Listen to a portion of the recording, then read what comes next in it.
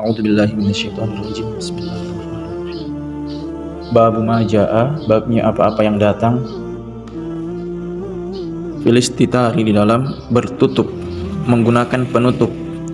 Indal hajati, ketika buang hajat. Bab yang membahas tentang menggunakan penutup kain, berupa kain ketika buang hajat. Hadatsana Qutaibah ibnu Sa'id qala hadatsana Abdus Salam ibnu Harbin anil A'mash an Anas qala, berkata Anas, karena ada siapa Nabi sallallahu alaihi wasallam idza arada, ketika menghendaki siapa Nabi al-hajata, pada hajat, ketika Nabi hendak buang hajat, lam yarfa', tidak mengangkat siapa Nabi thawbahu, pada pakaiannya, hatta sehingga yadanu, mendekat siapa Nabi, minal ardi, dari tanah, dari bumi. Anas menjelaskan, Nabi ketika hendak buang hajat, Nabi tidak mengangkat pakaiannya sampai benar-benar dekat dari tanah. Artinya Nabi baru mengangkat pakaiannya, menyingkap bajunya atau pakaian bawahnya ketika dalam posisi jongkok, sehingga tidak terlihat auratnya. Buang hajat di sini bisa berupa kencing atau BAB. Hal ini dilakukan agar aurat tidak kelihatan. Ini juga termasuk bagian dari adab ketika buang hajat, agar aurat tetap tertutup. Terutama memang ketika di zaman Nabi, umumnya orang-orang buang hajat di padang pasir dan belum ada bangunan berupa WC, sehingga harus berusaha menutupi auratnya. Adapun di zaman sekarang itu cukup memasuki kamar mandi atau toilet atau WC, maka aurat sudah tertutup. Hakata, begini, rawa, meriwayatkan siapa Muhammad ibnu Rabi'ah anil A'mash, dari A'mash, an Anas, dari Anas, hadal haditha, pada ini hadis. Warwa, dan meriwayatkan siapa Waqi'un Waqi' al-Himmani anil A'mash, dari A'mash, kalau berkata siapa A'mash, kalau berkata siapa Ibnu Umar, karena ada siapa Nabi sallallahu alaihi wasallam idza arada, ketika menghendaki siapa Nabi al-hajat, pada hajat, ketika Nabi hendak buang hajat, lam yarfa', tidak mengangkat siapa Nabi thawbahu, pada pakaiannya, hatta sehingga yadanua, mendekat siapa Nabi, minal ardi, dari bumi, dari tanah.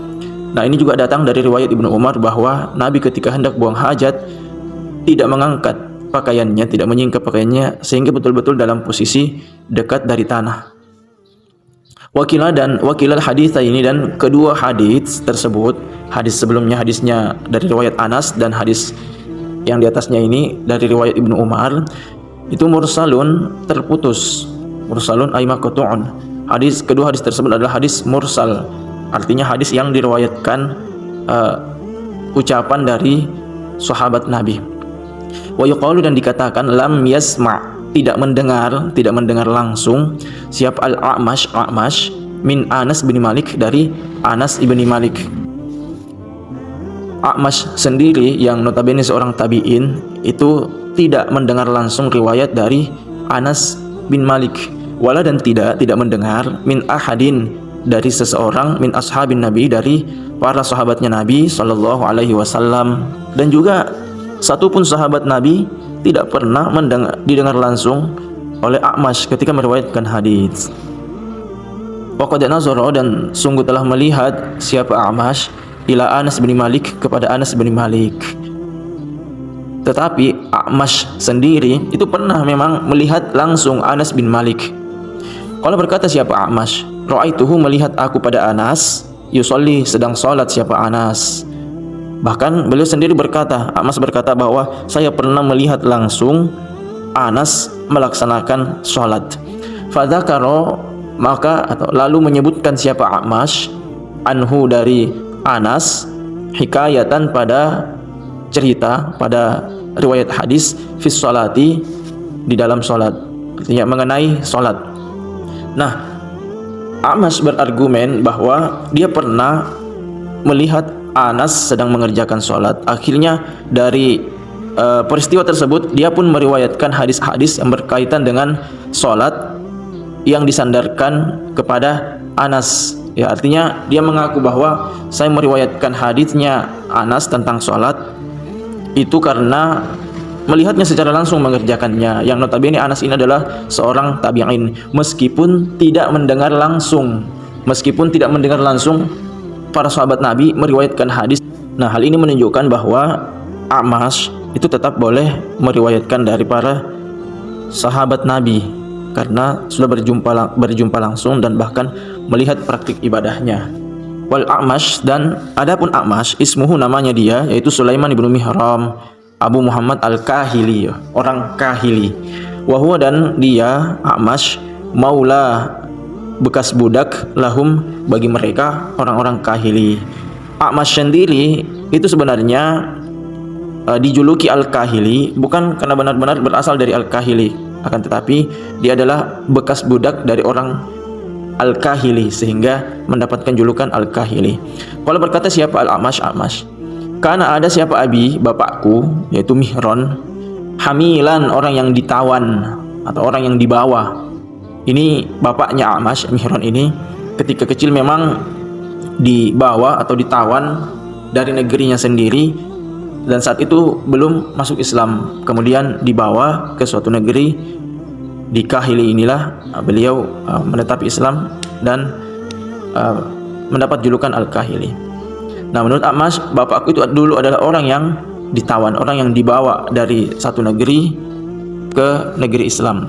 Fawarlathahu, maka memberi warisan pada bapak, pada Mihron, siapa? Masruk. Lalu kemudian Masruk memberinya warisan, artinya Masruk menjadikannya ahli waris. Menjadikannya ahli waris. Ini dalam ilmu waris juga disebut mu'tiqah atau mu'tiq, orang yang memerdekakan. Tetapi dalam hal warisan seperti ini ikhtilaf di kalangan para ahli fikih, para ulama. Sedangkan Masruk sendiri di sini sebenarnya namanya adalah Masruk ibnul Ajda'. Beliau ini mendapat julukan Masruk secara bahasa artinya orang yang dicuri. Itu karena beliau itu pernah dicuri oleh seseorang ketika masih kecil. Lalu kemudian ditemukan, hingga nama itu pun disematkan kepadanya, digelarkan sebagai Masruk. Lanjut, babu maja, babnya apa-apa yang datang fi karohatil istinja'i, di dalam makruhnya atau dibencinya beristinja, bersuci atau cebok, bil yamini, dengan tangan kanan. Bab yang membahas tentang makruh atau dibencinya cebok menggunakan tangan kanan. Hadatsana Muhammad bin Abi Umar Al-Makki, hadatsana Sufyan ibnu Uyainah an Ma'mar an Yahya ibni Abi Katsir an Abdullah bin Abi Qatadah an abihi, dari bapaknya Abdullah, anna Nabi, sesungguhnya Nabi sallallahu alaihi wasallam, naha, melarang siapa Nabi, ayyamassa, jika menyentuh siapa rajulu, seorang laki-laki, termasuk seorang perempuan, dzakarahu, pada kemaluannya rajul, biyaminihi, dengan tangan kanannya. Nabi melarang seorang laki-laki menyentuh kemaluannya dengan tangan kanan. Ini termasuk dalam beristinja. Wa fi hadzal bab, dan di dalam ini bab, an Aisyah, riwayat dari Aisyah, wa Salman, wa Abi Hurairah, wa Sahal ibni Hunayf. Kalau berkata siapa Abu Aisyah, hadza, ini hadis hasanun sahih. Wa Abu Qatadah, dan adapun Abu Qatadah tadi, Abi Qatadah, abih ya, atau bapaknya Abdullah Al-Ansari, ismuhu, namanya dia Al-Harits ibnu Rib'i. Nama Abi Qatadah adalah Harits ibnu Rib'i.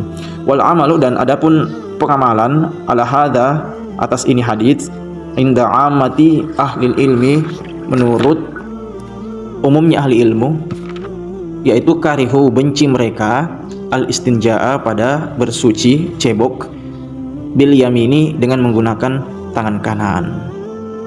Sebagai bentuk pengamalan menurut para ahli ilmu, para ulama fikih, itu menunjukkan bahwa dibencinya atau makruh hukumnya istinja menggunakan tangan kanan. Ini sebagai bentuk memuliakan tangan kanan, ya, termasuk dalam hal ini menyentuh kemaluan baik bagian depan maupun bagian belakang ketika cebok, karena tangan kanan digunakan untuk hal-hal yang positif seperti makan dan memegang hal-hal yang baik seperti memegang Al-Qur'an, bersalaman, dan lain-lain.